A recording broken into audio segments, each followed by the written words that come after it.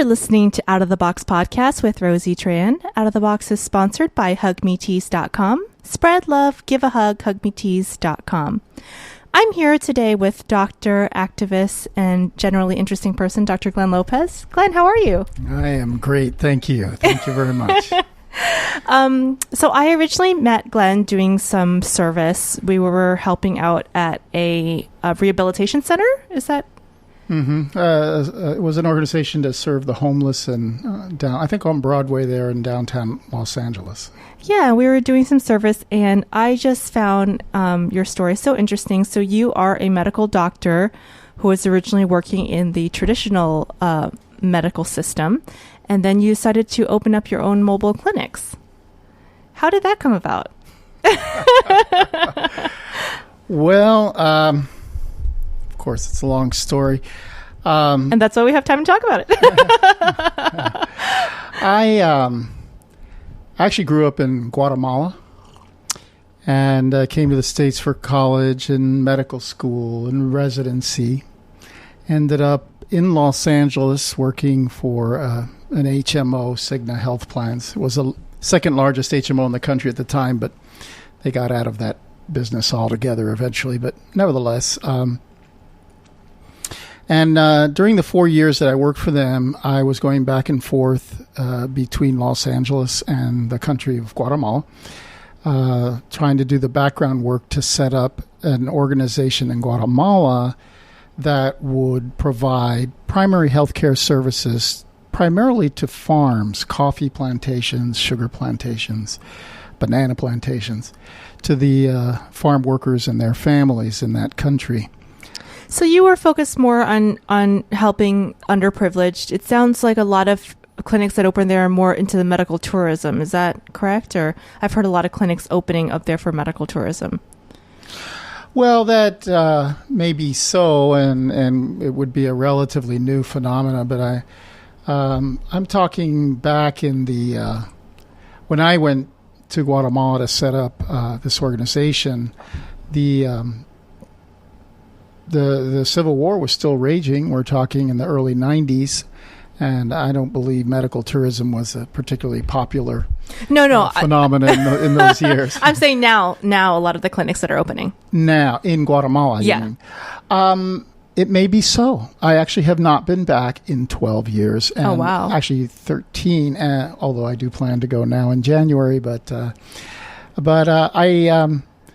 I went down there eventually. I finally, after 4 years of battling with the Social Security Institute and the Ministry of Health down there, both of which were trying to keep us from setting up this nonprofit in Guatemala, because in both cases we were showing a deficiency in the current system. And so, but we eventually, actually, I hired a lawyer and went to Congress, and we battled in Congress in Guatemala that our case that we had the right to set up this organization, and they voted and agreed with us. And so the block that the Ministry of Health and Social Security organizations, institutes there in Guatemala had placed against us was basically overturned, and we started then providing services, basic primary healthcare services to industries in Guatemala, to their workers and the families of their workers.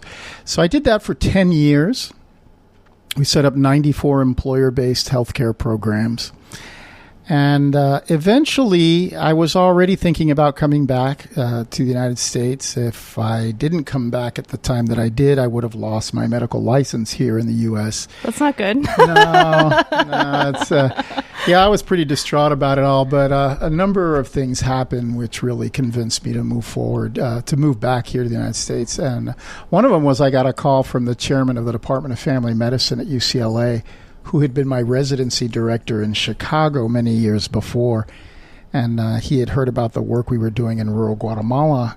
He's a great guy with a huge social consciousness, and he asked me if I'd be willing to come back here to the Los Angeles area and do pretty much the same type of work, extending basic primary healthcare services to underserved populations here in Los Angeles.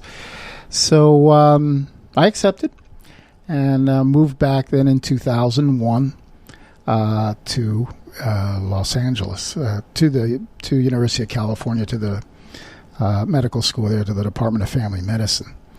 So that's where I started my work here in the United States, really, since Cigna Health Plans many years before. And one of my first projects that he asked me to get involved in was to try and do some sort of a project in the area of Sun Valley, which we're right nearby, and that's Sun Valley, Los Angeles, not Sun Valley, Colorado.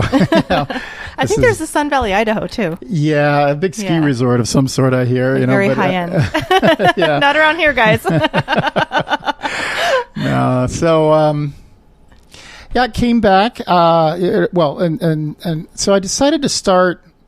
The reason why he wanted us to get involved in this area was he had pretty much found a place where eventually we might be able to set up a clinic. This was a very high need area, Sun Valley, in terms of a very low number of primary care providers for the population. So he had done some work prior to my moving back with the Los Angeles Unified School District and was able to identify some space that they were willing to donate for joint use, at least, between themselves and a clinic that could service the children at the clinic and the family members of those and the community at large here in Sun Valley, on the grounds of Sun Valley Middle School. But long before that became a reality, he wanted to maintain a presence. So I started a project. I went out and got some funding and started a project to do asthma screening for at the time, 1,000 new sixth graders coming in every year to the Sun Valley Middle School. So I did that. I actually did that for 4 years. We had funding for 4 years for that.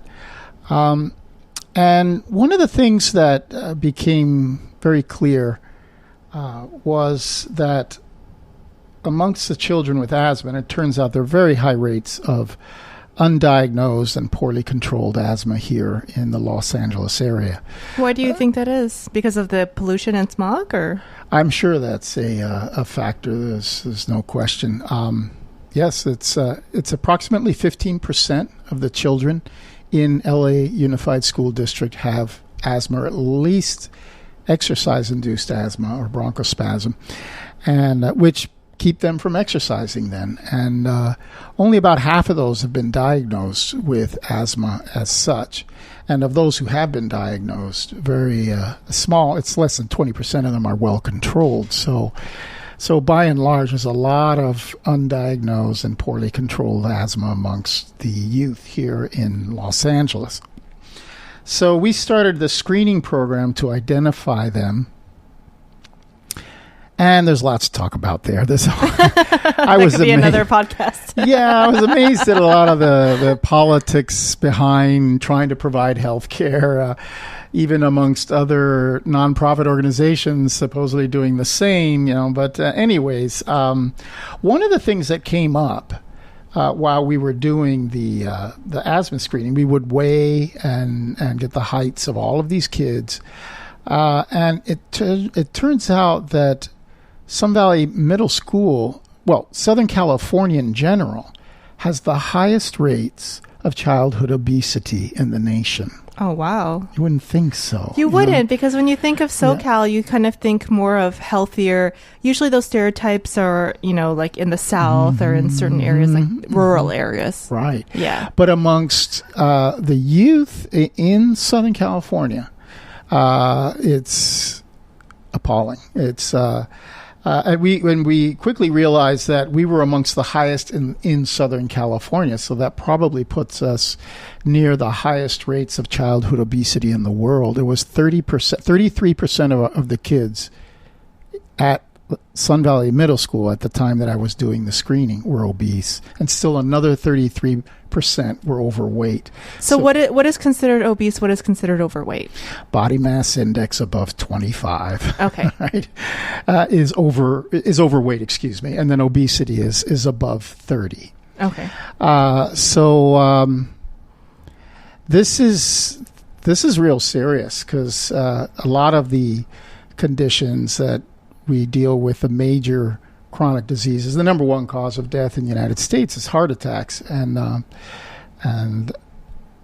that is has a lot to do with cholesterol levels and lack of exercise and poor diet. A lot of chronic diseases are rooted in obesity. Absolutely, yes. And these processes occur or begin since childhood.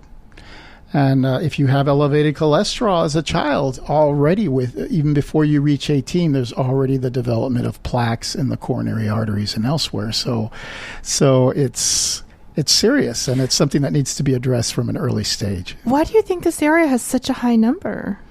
I'm really shocked by that. Mm-hmm. I don't know. It's a good question, but I think we're dealing with a very poor population that has few or limited options when it comes to their food choices. You tend to, when you're poor, tend to buy the cheaper foods, which are usually the higher fat and higher sugar drinks, higher fat foods and higher sugar drinks. And because there's high rates of gang violence, there's a lot of wanting to keep your children within the house, in the house. And especially when you are low income, frequently both parents are working extra jobs. And so you want them to come home from school and just stay inside. And the way to do that is to get them a TV and games that they play with, the video games, and they, in essence, then sit around munching on latchkey kids. Latchkey kids, I guess. Yeah. Right. And so they tend to eat a lot of junk food and not do exercise, and then this results in high rates of obesity. The parents come home, they're tired, they want to go to bed. They themselves then tend to overeat, and food is a drug as well. If you're not careful, it makes you feel good, and we frequently use it as a way to feel better about ourselves and our lives. So anyways, we saw these really high rates.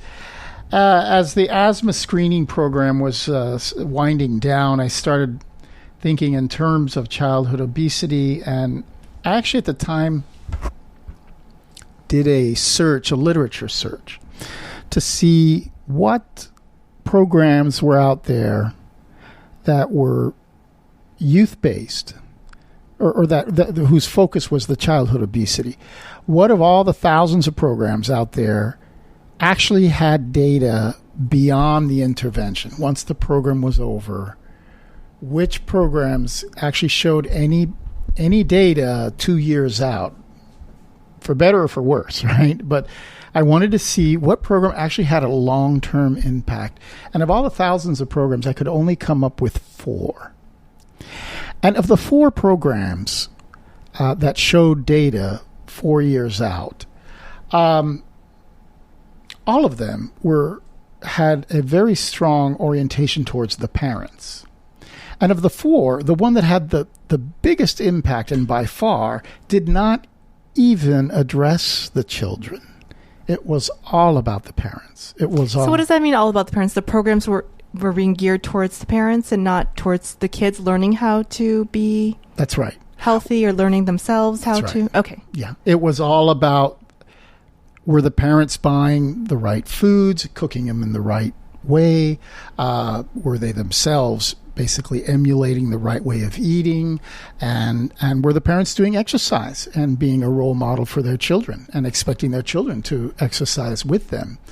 And that program had the highest rates of decreases in the children's obesity. And still 2 years out after the program intervention, they still had lower rates of obesity because the parents had actually bought in to some extent to these healthier lifestyle changes. So, so then I basically, again, went out and got a grant, and we got a grant to be able to do what I called was a community-based diabetes prevention program. It was going to be a two-part program, one setting up walking groups throughout the community, and then also doing diabetes screening and picking up those people who had turned out to have diabetes to basically refer them to an educational program. Does this turn into your neighborhood walking program? That's right. That's what it was. At least initially, then we started by setting up walking groups, and it's you just learn so much as you go on in life. We started thinking in terms of 40 blocks that we would have walking groups around. And you would have thought we had actually gone out and looked at the blocks. It turns out that only 1 in 10 blocks that we had actually thought we could do walking groups around were actually walkable blocks. I was about to say that because my husband and I walk all the time, and I don't know if you're talking about the terrain or the fact that there's no sidewalks in the San Fernando Valley. Yeah, both. But primarily the lack of sidewalks. There's no sidewalks. Mm-hmm. It's dangerous. Mm-hmm. You have to walk in the street. And then a lot of the blocks where there might be a sidewalk, or at least for part of the block. It ends. Yeah, it'll end. But also, that wasn't so much the issue, is there a sidewalk or not? But there's a lot of apartment complexes. And so if you're walking around the block and there's entrances into parking, cars will be, it's too dangerous. It's dangerous. Yeah. It's an accident waiting to happen because a family goes out, is walking around the block, kids are running ahead, and then suddenly a car comes out and we've got a tragedy. So we really had to put a lot of thought into which blocks we were going to be doing this. Turns out a lot of the blocks where there are public schools, elementary schools, middle schools, are excellent blocks, are the best blocks to walk around because they tend to take up most of the block, if not all of the block, the school itself. So there's not a whole lot of entrances and exits in terms of for vehicular entrances and exits. And also the sidewalks are wide, and there are sidewalks around the block, as you mentioned. So yes, we actually started then with, we ended up having 10 walking groups throughout all of Sun Valley. And initially, our numbers were all based on maybe we could have somewhere between 300 and 400 people walking in these walking groups. But and what is your walking group called? Well, at the time, it was called Healthy Sun Valley, or Sun Valley Saludable, because it's primarily a Latino population. And we just really didn't realize what a wonderful thing we were hitting on here. We had over 3,000 people sign up and walking throughout the 10 walking groups. I remember one night we clocked over 600 people throughout the different walking groups walking on one night. And so would people have to check in, or how would you guys know that we had 2 health promoters, community-based health workers, that we would pay as part of the grant to walk 3 nights a week for an hour. And they would begin the walking groups with just 5 minutes of stretching and exercising, and usually trying to impart the message of the week, a very short, quick, health-related message around nutrition or exercise or alcoholism or any number of different common issues that health issues that affect the Latino population, and then you begin walking, and since different people walk at different paces, so you would lose that group effect. But you start off together and everybody's sort of supportive of each other. And the beautiful thing is that people actually were meeting each other. Neighbors that had never had the opportunity to meet and talk were finally meeting each other and establishing friendships. And that really became the motivating factor for people walking. It wasn't walking for your health or to lose weight. It was social. It was social to, how do they say, to kibitz? Or And for those of you who are listening, I've never been a part of Dr. Glenn's walking groups, but I walk a lot around the neighborhood with the dogs and my husband and friends. You know, if I have a girlfriend that wants to hang out, instead of going out to eat, I'll say, oh, let's go work out or let's go on a walk. And friends that I go with are always shocked. Everyone in the neighborhood knows me. I'm like, well, how does everyone know you, Rosie? And I'm like, and I am a friendly person, but I'm not overly friendly. You know, I don't go out of my way to get to know neighbors, but people get to know you. They see you walking and they'll say hi, and it's a really good social outlet for you to meet people. And so I would encourage those of you listening, if you're feeling isolated, to just start walking around. Certainly in an urban environment, you will bump up against your neighbors. And a lot of people, you know, I've gotten to know a lot of my neighbors from just walking around the block. So it is, like you said, a very social thing. And you wouldn't think, like you said, maybe you would think more that it was for health reasons or another reason. We actually, before we even started the walking groups, we interviewed 700 families. We went all over Sun Valley. We actually mapped out all the homes and came up to I forgot what the ratio was. Every fifth apartment or home, something of this nature, is the one that we would interview. And with the hopes of getting a unbiased representation of a sample or whatever. Yes, of the people of Sun Valley. And it was all about questions regarding walking and other forms of exercise. Do you exercise? What do you think about walking? Would you engage in a walking group? If we set up a walking group, would you participate? And it was really quite fascinating. If you were Latino, over 80% of the respondents would say, yes, if there was a walking group going on, I would join.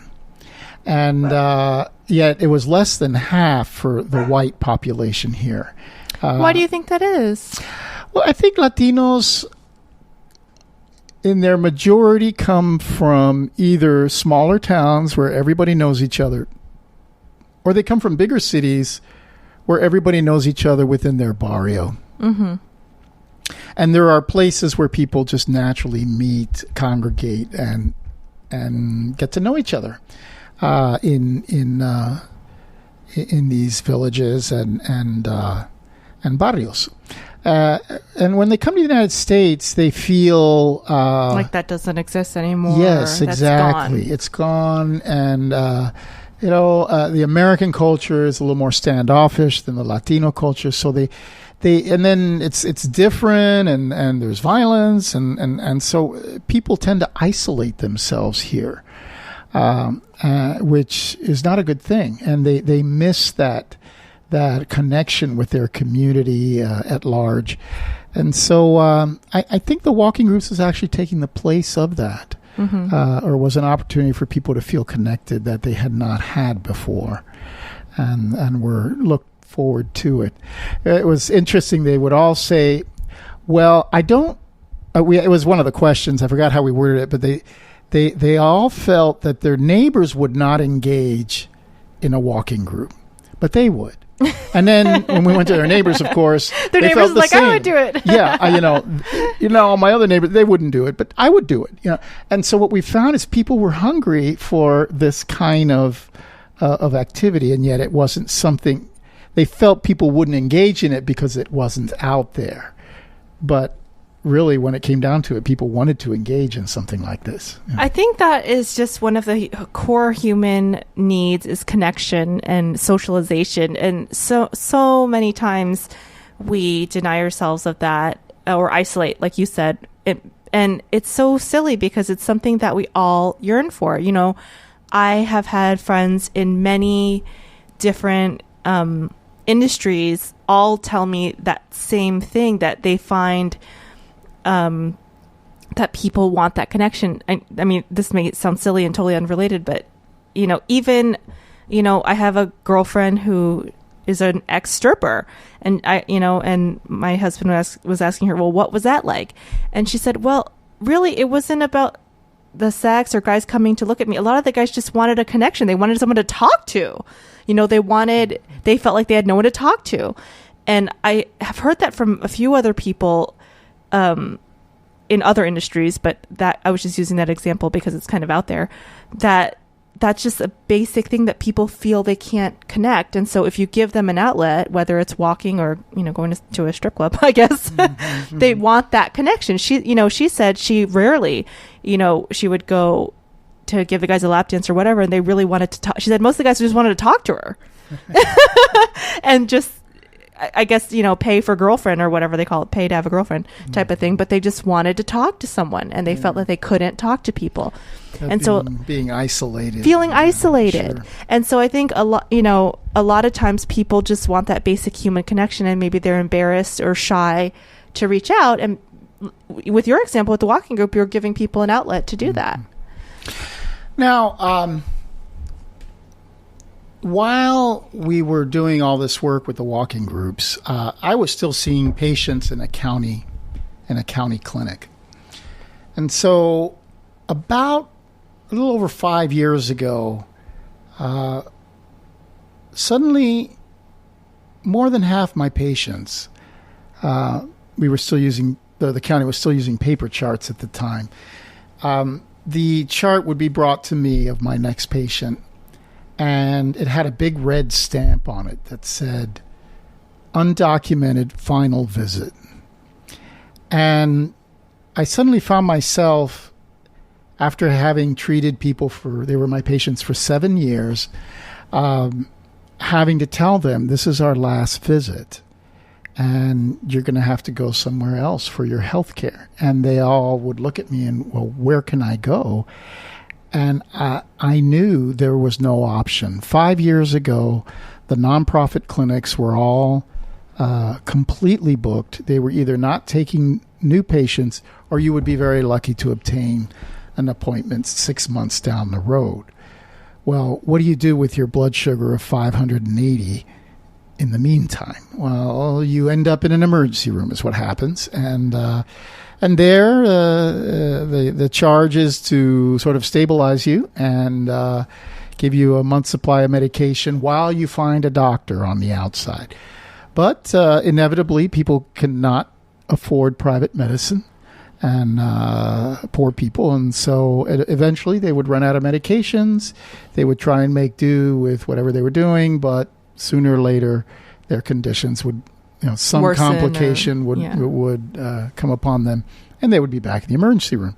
So there's a spiral of ever increasing visits to the emergency room, which is really something that we all pay for in the end.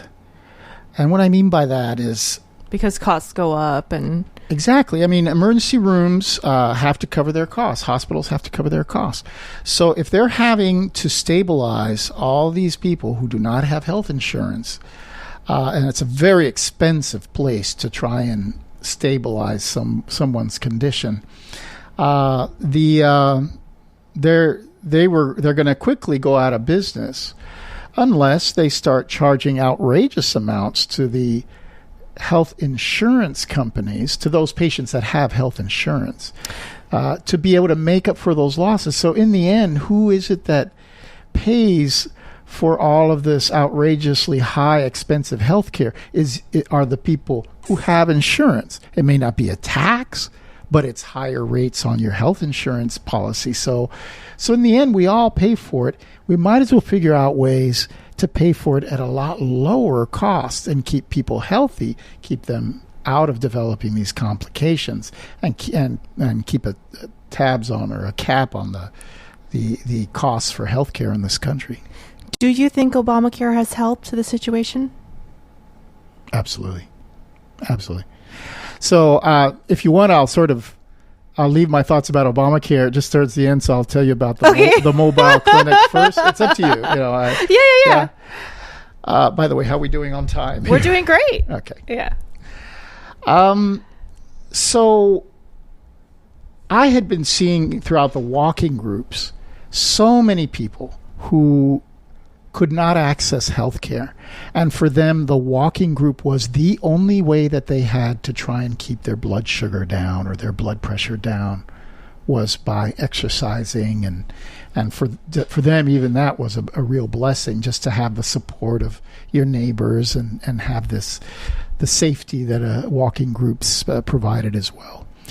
But that really weighed on me to see that reality. And so I was already thinking, I had already set up I had gotten funding from the County Department of Health Services to set up a group diabetes clinic within one of the county clinics here in the San Fernando Valley.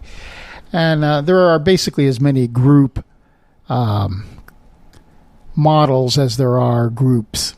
And there's no one right way of doing it. But we basically would have 12 to 14 patients come for a 2-hour session. We'd spend pretty much the first hour having if you will, a support group, and then see the patients. I would take half of them, a nurse practitioner would take the other half. And by then, so many of the questions had been answered that it was amazing how quickly the actual medical visit went, without any sense of rushing the people through, because a lot of your emotional needs and your questions and all had been answered in the group session. There's a lot to talk about there, but what I just want to mention it because I kept thinking to myself, because we really, actually, it was a very successful model.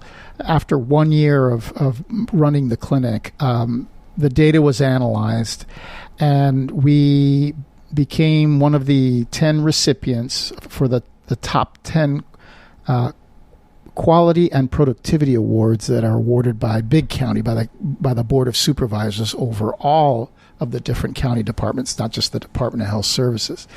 And our clinic, the Group Diabetes Clinic, was one of those recipients, because we had actually increased the quality, the outcomes, compared to the management of diabetes in the UCLA-run family medicine clinic and in the adult ambulatory care internal medicine run clinic, both within the same facility here on Van Nuys Boulevard.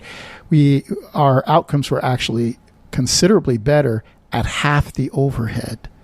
Oh, wow. So this was a big deal. So I kept thinking to myself, if we're getting such wonderful outcomes, if people who didn't know each other from Adam were coming from all over different communities to this health center, and we're looking forward to their next meeting with their group 3 months from now to be able to report if they had lost weight or they're starting to do more exercise or their diabetes hemoglobin A1C had gone down, etc. How much more could we achieve if we could actually bring these groups or create these groups in people's communities, in their micro community, where the people sitting around that table were actually each other's neighbors, and set up a walking group there where they could meet each other in the clinic and then be informed about a walking group, and then basically join the group and have each other's support every day. Because in a mobile clinic, the only way to do this would be through a mobile clinic. And that's what I started to think about this. And so this would allow for us to actually go into communities and see people who are each other's neighbors. So I had been thinking about that when I suddenly started getting these charts with this ugly red stamp on the front of it saying undocumented final visit. I only lasted about 2 more weeks. No, really. I felt like I was working for the Gestapo or something. My gosh. It's like, yeah, I knew this was the death sentence for a lot of these people, and it just was wrong. These are people who serve us, who are working poor and serve the greater good of this wonderful city of ours. And so So I only lasted about 2 more weeks. I said, I can't take it. This is wrong. And I went out and I just decided I was going to do it on my own. And I found well, it's a long story there, but I basically defined a floor plan that I wanted for a trailer that I would drive, haul around with like an RV. Well, yeah, it basically turned out to be a fifth wheeler. I don't know if you know what those are. They're very popular here in Southern California. It was a 34-foot trailer that's being pulled by a pickup, but the back of the trailer actually comes down and becomes a ramp. So you drive your 4-wheel drive toys. Okay. That's why they call them toy haulers, out to the desert. You take them out, and they have beds inside and a stereo for the inside and the outside, and you basically party out in the desert with your toys for the weekend. But I wanted that because for people who might have a wheelchair, so we could just push them up the ramp, and really trying to keep the costs down. So I did this. I went out. I knew I had always thought I might set something like this up as a nonprofit, but it turned out that if I did it as a for-profit corporation, doesn't mean I'm having to gouge people's eyes out in terms of what to charge them, but it did allow me for all the freedom that I wanted. Are nonprofits more restrictive? Oh, absolutely. There's a book about 2 inches thick for nonprofit. For the regulations of nonprofit mobile clinics. And not that I wouldn't comply with most of those things, but a lot of the stuff was really unnecessary. For instance, they were insisting that there be an electronic lift, which the lift itself for people with wheelchairs would cost $20,000 to $30,000. Not to mention then that you have to have a certain kind of a chassis that can handle the physics of this kind of a lift. But for profit, you didn't have to have that. No, I basically, as I was designing this thing, I kept going to all the different city, state, and even federal agencies trying to figure out, well, who has to regulate me? What rules do I have to comply with?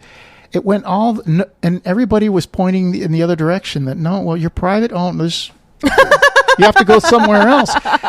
And they're like, we don't care about you if you're private. Yeah, well, I guess there are very few, if any, private mobile clinics doing primary health care out of a mobile clinic. They're like, we really don't care what you do, Dr. Glenn. Well, in essence, yes. And it's actually kind of scary if you think about it. It turns out most private docs are not regulated. Maybe once every 3 to 5 years, somebody is supposed to come by from the Department of, I don't know, and just you're not even sure. I'm not even sure. I used to know all that stuff at one point, but and it's supposed to look at your clinic and just make sure you're actually a clinic, and hopefully have some basic compliance issues. But the point is, I realized, wow, I could really do this much cheaper as a private for-profit corporation. And another thing that it allowed me to do is I knew I wanted to be able to offer very low-cost health services to this population. And I knew that if I served the working poor, there's another entity that was going to benefit tremendously from this, and this was the emergency rooms that we had talked about, right? Mm-hmm. The hospital emergency rooms. Not only the ERs, but also people with complications end up in their ICUs and on their regular wards, and it's all a lot of money that there was basically uncompensated emergency room and hospitalization costs, right? So I approached Providence Healthcare has 3 hospitals here in the San Fernando Valley. And I approached them. I really admired a lot of their community-based work they were doing. They're the only organization that would go out and do screenings in communities for diabetes. Even the Department of Health Services, at least at the time, wouldn't touch that with a 10-foot pole. They would say, well, if we find that they are diabetic, then we're responsible for them. That's not true. Mm-hmm. But nevertheless, I guess they had their hands full elsewhere. And but Providence would do that. And if they had to, they would send people who were extremely out of control to their own emergency rooms. they would probably end up there anyway. But why not catch them at an earlier stage before they have to hospitalize them, Yeah, and it gets crazy out of control. Right, exactly. And so so I approached them and I said, I can keep your uncompensated emergency room and hospitalization costs down. I can lower them.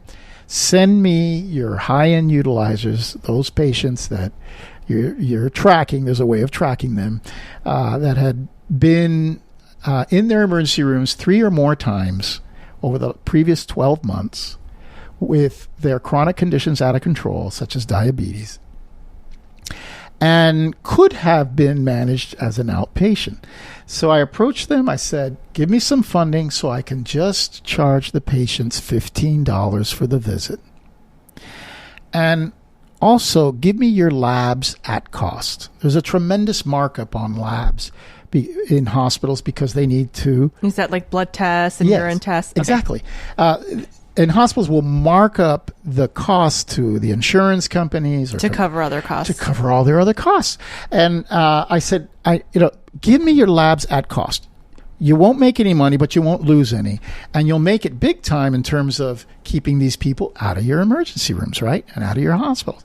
So it took 2 meetings with them, and they said, you're on. And they started funding my mobile clinic, which, long story short, I ran that clinic for 5 years.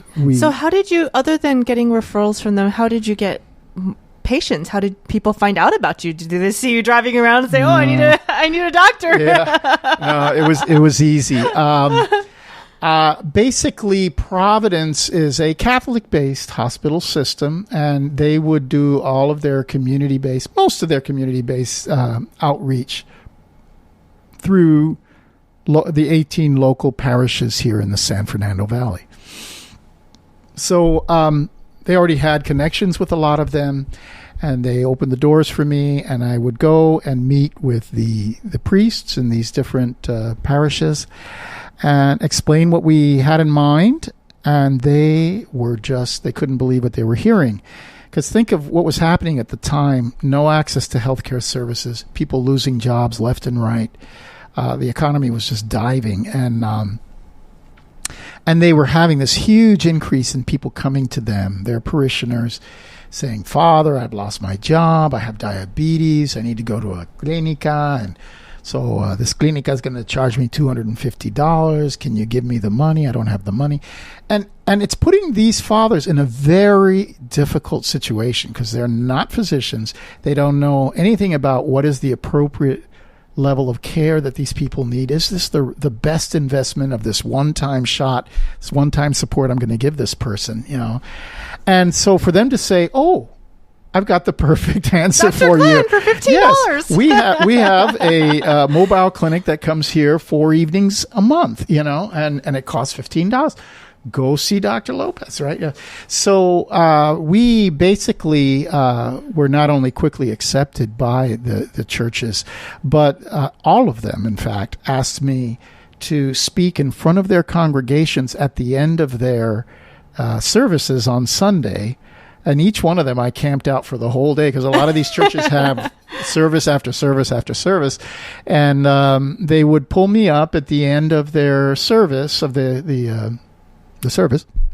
There's usually an announcement, a few minutes there. They'll give announcements to the congregation. And I would get up and give a very brief 30-second, what is it that we're doing? And if you're interested, we have flyers in the back, and I'd be glad to stick around and answer any questions. So we had an immediate following, literally with the blessing of the Father. And it became a very successful program. We were able to serve over 2,400 patients I was following throughout those 5 years, over 10,000 patient visits. Oh, wow. We saved the hospitals millions. We tracked 240 referrals from the emergency rooms for high-end utilizers. These aren't people that were coming directly to me from the churches, but from the emergency rooms. They'd already been proven to be going in very costly. Multiple times. Yeah, multiple times to the hospital. During the first 2 years of the program, the 240 people they referred to us, not one returned to their emergency room. So they were like, oh, you're doing what you said you were going to do. That's right. That's right. So anyways, it was a very successful program. And now I'm getting to what you... Well, before we go there, I want to ask you about some general health tips for people that might be listening. Mm-hmm. You talked a lot about obesity and kind of preventative care as a way to, you mentioned it a couple times, not, worsen these issues and these problems. And so what would you recommend to people who are obese or have diabetes or have these other diseases? Because you mentioned that, the walking groups were helping people lower their blood pressure and lower and you mentioned something with blood sugar, and I know a lot of people think that they can just control blood sugar through their diet, and you're talking about exercise lowering blood sugar. Mm-hmm. So can you explain that a little bit, or maybe give some advice to listeners about that? Well, there's a lot there. Okay, so maybe just a couple things. Well, as far as diabetes is concerned, exercise is very effective. It can lower your average blood sugar levels 30, 40 points, depending on how much you're exercising. Why does the exercise stabilize your blood sugar? Because, well, for one, you're burning it up. Absolutely. It's stored in our muscles, a lot of our blood sugar, and by utilizing those muscles, we are utilizing the blood sugar, and it allows for more blood sugar to go in there. So yes, it does lower blood sugar. It lowers blood pressure. It lowers weight, and by lowering weight is one of the main contributing factors. Yes, contributing. Thank you. Contributing factors to developing osteoarthritis, which is a huge problem of people who, as we grow older. So it's diet and exercise. It's not just, eating fruits and vegetables and other things. It's also being active. It's a holistic approach. Absolutely holistic. I mean, that. Now, having said that, it's not just about eating appropriately and doing exercise. For many people who have diabetes, it's complicated, but it depends how long you've had diabetes for. The longer you've had diabetes for, the longer, in essence, you've been sort of kicking your pancreas to work overtime. Putting that strain on your... on your pancreas to produce higher and higher levels of insulin continuously. And all of us, if we have to work overtime 7 days a week... Get tired. We get tired. Our productivity goes down. Well, your pancreas is no different. And what I mean by its productivity going down, the beta cells that produce insulin are actually dying. And so by the time your blood sugar is beginning to rise into dangerous levels, dangerous for our arteries, for our entire body. By then, we've already lost more than half of our beta cells. So even if you were to lower your weight and thus your insulin resistance, and that's a whole nother topic, and are exercising and contributing to lower your blood sugar in that way, and of course eating correctly so that you don't have huge spikes by consuming simple sugars. All these things may not be enough anymore by the time, depending on when you're diagnosed and when you start taking care of yourself. Exactly. Yeah. But for many people, certainly for those recently diagnosed who are obese, if you are diligent in your dieting and exercise, and over time you're able to bring your body weight down to a normal level, most of these people can in fact be controlled with exercise and diet. You might say, well, then I don't have diabetes. Well, the minute you eat something that you shouldn't, your blood sugar is going to shoot way much higher than it would be had you not had diabetes, because you don't have as much insulin reserve left to deal with this. But yes, for many people, it is a realistic goal to be able to actually get off medications altogether. But for many, no. Too many of your beta cells have died. And even once you go down to normal levels, there just aren't enough beta cells left to produce the minimum amount of insulin that you need to control your blood sugar. But it's a lot better than to only have to take one medication as well as dieting and exercises versus 3 or injecting 10. insulin I mean, that's the reality. Okay. I just wanted to put that out there for people who were maybe thinking about some of those questions. Obamacare, you said that you're a fan. It's helped a lot. Yeah. Well, I deal with I've only seen uninsured people, or I had only seen uninsured people for the previous 5 years. That was the reason for my mobile clinic. So to see more than half of my patients actually now or around half of my patients actually now be eligible for insurance, that was an amazing thing, that these people were going to actually be able to access services. Let me just step back and mention that as Obamacare started becoming a reality, the hospitals lost funding for a lot of uninsured that they were getting from various sources, including the federal government. And that included Providence hospitals. And they felt that they were going to be in a very strapped financial situation, so much so that even though the program had been quite successful, they felt they had to stop the funding for this program, which to this day, I don't really think that was it's looking at short-term gains, but unfortunately, long-term increases for the reasons that we've discussed when you don't provide basic services to uninsured. But anyways, so I lost my funding. Mm-hmm. And for several months, I wanted to find further funding. And with all the changes going on around Obamacare, it was a very difficult time, the beginning of this year, to look for funding for this program in particular. And so eventually I decided to sort of take a couple months and meditate about what I really wanted to do. And went up to Casper, Wyoming, and hung out with my 90-year-old father for a while, and and just thought about things. And eventually I decided that I love the kind of work that I'm doing. I feel that community-based healthcare. You're helping people. You're down there. I love it, and I still felt very strongly about the mobile clinic model,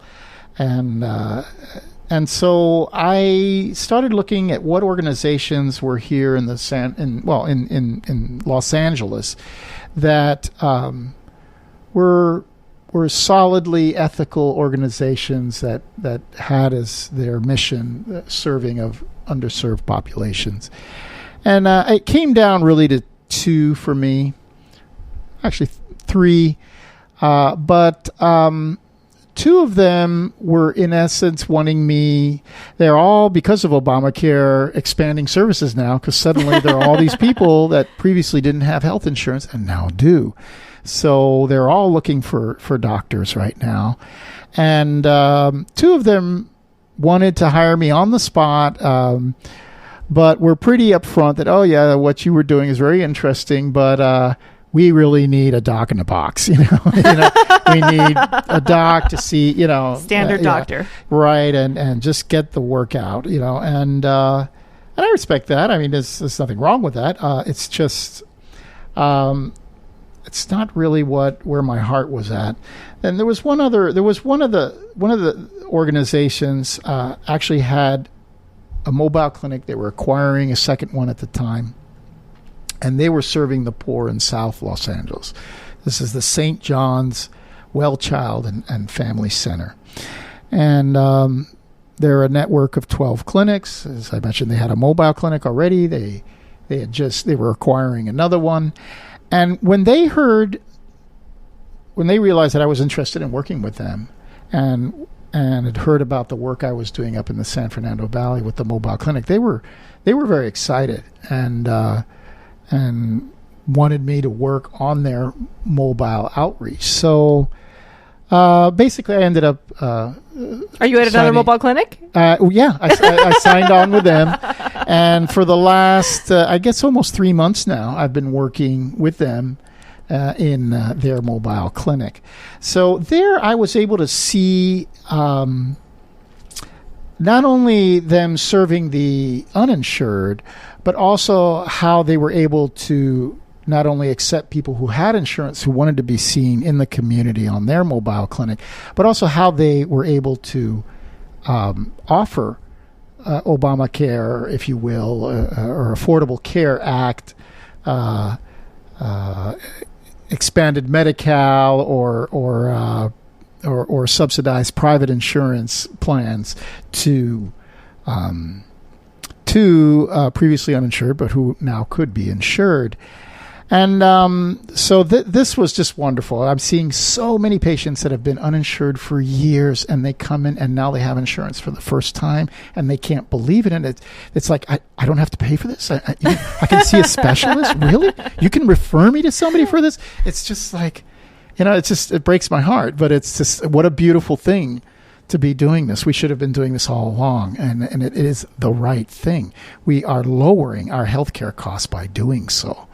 All right, remember that. So it is the right thing morally, and on a societal level, and financially as well for all of us. So it's such a right thing to do that people from the opposite spectrum of the political spectrum will want to come up with emotional reasons why we shouldn't be supporting this, because it is such a good thing to do. And so that's the reality as I see it. I do want to just quickly mention there's a new program coming out. It is for people who are previously uninsurable or who are uninsurable right now. It's sponsored by the county. It's called My Health LA. And was that before Healthy Way LA? Yeah, no, this is brand new. It'll be rolled out actually next month, now in October, in some of the initial pilot projects, and we're one of them, the St. John's Well Child and Family Centers, and then by November it's going to be generalized. But there's enough funding to cover about 100,000 people who are very low income and uninsurable otherwise, and this will allow them access to primary care, to medications, to labs, to specialists through the county, and to hospitalizations through the county. But the rest of the part, the outpatient portion that I mentioned, would all be through a network of nonprofit clinics out in the community. So this is historic. This is trying to close the gap now and provide services to everyone within LA County. It's only going to go there's probably about 400,000 people who meet those criteria, and there's only funding for about 100,000. But there's going to be a lot of studying, looking at this and seeing, does it work, and are we actually able to decrease costs by decreasing hospitalizations, uncompensated emergency room visits, etc. And the answer is yes. Yes. Are your walking groups still going? Can people still find them? How can people find out about walking groups in their community? Well, the original funding ran out years ago. The original sites where people were walking, most of them, people are still walking. It has become part of what the community does. They no longer have our walking in community T-shirts and these bright yellow T-shirts that we used to give out if you walked for 2 weeks and all. And but areas that before were not walking areas are now have become and continue to be walking groups around Sun Valley Middle School, around the Sun Valley High School, and there's a number of other elementary schools. There's a website called walkingincommunity.org, and also in Spanish, caminandoencomunidad.org. and where one can see where these walking groups are. But it's no longer everybody gets together at a certain time. It's pretty much just people walk, and when they have time and they bump into their neighbors, they might walk with them or not. It's become more just laissez-faire and part of the community, which is a good thing. We were able to spark that. But I don't think it's the end of the story.